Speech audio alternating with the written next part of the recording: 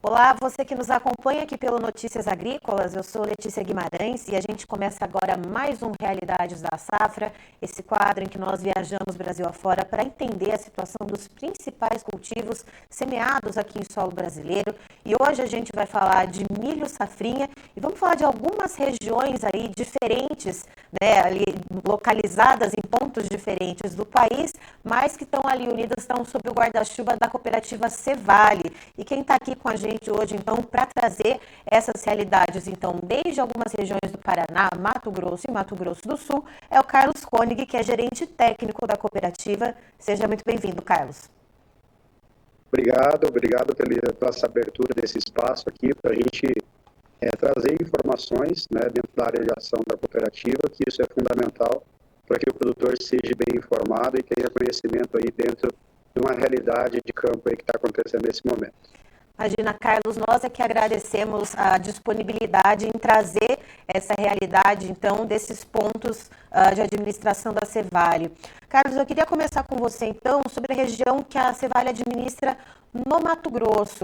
Antes da gente entrar ao vivo, você estava contando que o milho está se desenvolvendo bem por lá, apesar de ter algumas áreas que foram plantadas um pouco fora da janela. Em que estágio que está esse milho? Como é que está o clima por lá? A gente está aqui, inclusive, em Sorriso, né, na região de atuação da cooperativa, que é a região da 163, e a gente está olhando o desenvolvimento da cultura do milho, que vem se desenvolvendo muito bem. Tem chovido, a gente chegou aqui no sábado, né, em Sorriso, choveu no sábado, choveu no domingo, ontem também deu uma chuva significativa e hoje o clima está para bastante chuva também. Então, uma perspectiva de produtividade muito boa, pensando na região da 163, dentro da área de atuação da cooperativa. Teve alguma janela de plantio fora da janela adequada e ideal, porém, como essas chuvas estão sendo significativas, nós temos um bom potencial produtivo na cultura do milho, segunda safra, pensando aqui dentro da 163. Então, a perspectiva é bastante significativa. O que aconteceu no início, nós tivemos aqui alguns problemas com percevejo e barriga verde, o produtor teve que fazer alguma bateria de aplicações nesse sentido. Após isso, teve um período aqui de estiagem que o produtor acabou se preocupando com relação a isso, mas as chuvas voltaram e o desenvolvimento do milho está muito bom. Então, de forma geral, aqui dentro da região, nós vamos ter dentro de uma normalidade, uma produtividade média significativa boa, né? Essa é a perspectiva. E o produtor tem investido aqui na região, né? A gente tem conversado com a equipe agronômica da cooperativa, produtores fazendo 3 aplicações de fungicidas lá no V4, fazendo uma aplicação para controlar as doenças iniciais, antes do pré-pendoamento também fazendo aplicações e pós-pendoamento também, para você ter aí uma sanidade muito boa e expressar o potencial do milho, já que é uma planta muito responsiva. E, Carlos, pensando na questão da média de produtividade, quando foi implantada a safrinha de milho aí nas regiões administrativas da Cevale no Mato Grosso, qual que era a expectativa, só para a gente ter uma noção e ao longo do tempo, né, e nas próximas entrevistas que a gente fizer, para a gente poder acompanhar, então, esse desenvolvimento do milho?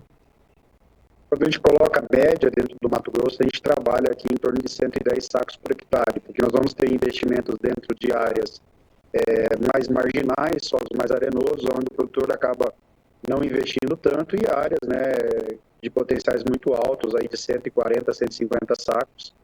E quando a gente coloca a média nesse sentido, a gente coloca em torno de 110 dentro do estado. Essa é a média que a gente tem como perspectiva, e acreditamos sim que essa média ela vai ser alcançada aqui dentro do estado.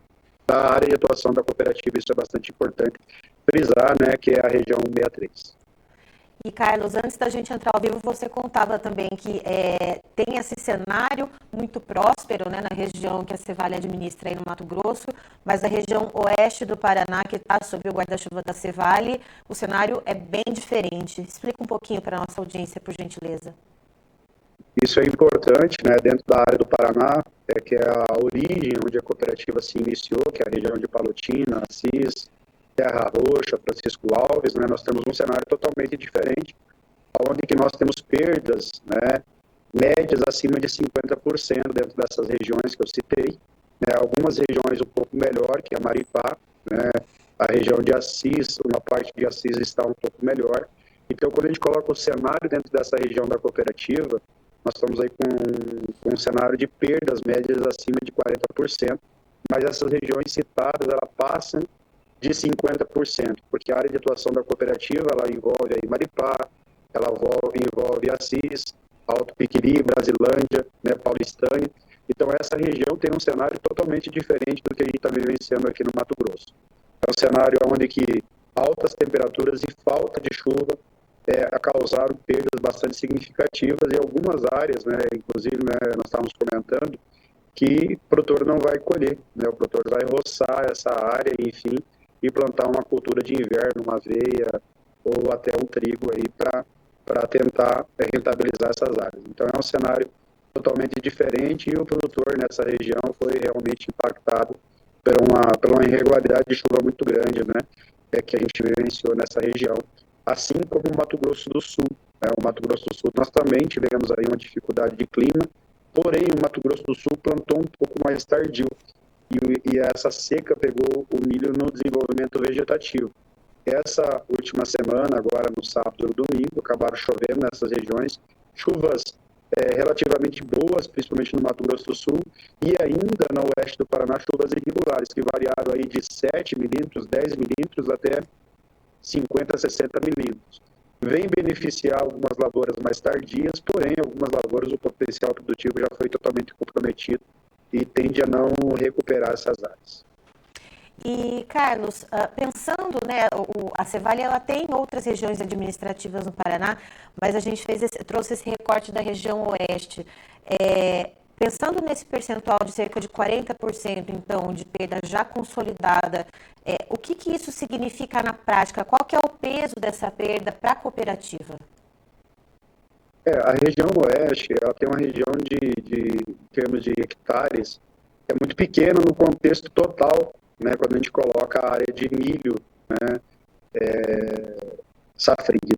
Então, esse impacto em relação à produção a nível nacional, ela acaba não tendo um impacto tão significativo.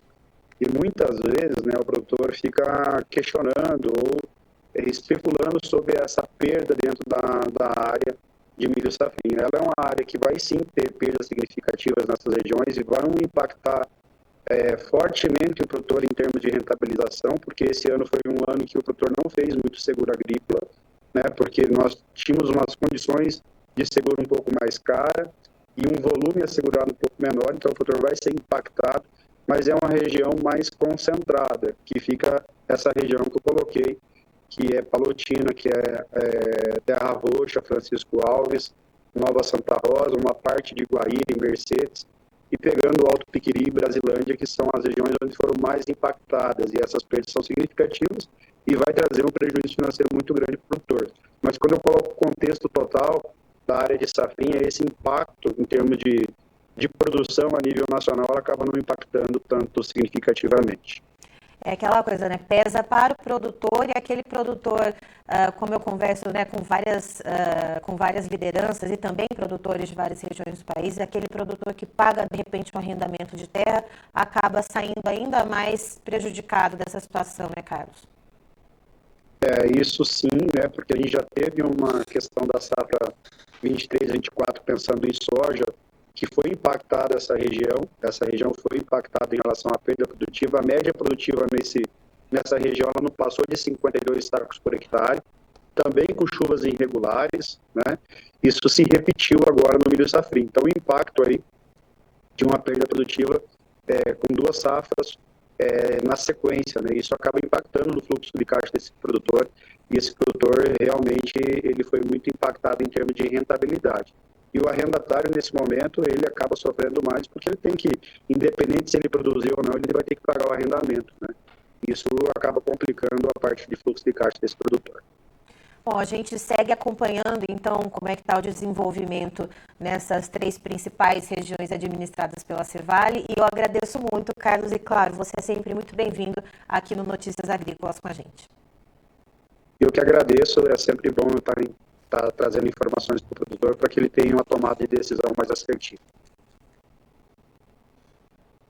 Aí, então, estivemos com o Carlos Koenig, que é gerente técnico da Cevale, nos trazendo informações de diferentes pontos pontos do Brasil que a Cevale administra áreas que estão plantadas com o milho safrinha. Segundo o Carlos, áreas do Mato Grosso, como ali na região de Sorriso, por exemplo, o milho está se desenvolvendo com bastante prosperidade, as chuvas estão contribuindo bastante para esse milho ter um bom desenvolvimento e é um cenário já diferente, por exemplo, da região oeste do Paraná, que está sob o guarda-chuva da Cevale, que segundo o Carlos tem ali 45 a 60 dias em alguns desses municípios da região oeste do Paraná que não chove e que tem altas temperaturas. E ainda segundo o Carlos, em alguns desses municípios do oeste do Paraná, cerca de 40% da produtividade do milho já está comprometida. Segundo ele, alguns produtores em algumas áreas sequer vão colher o milho por causa dessas perdas já consolidadas, vão passar ali a roçadeira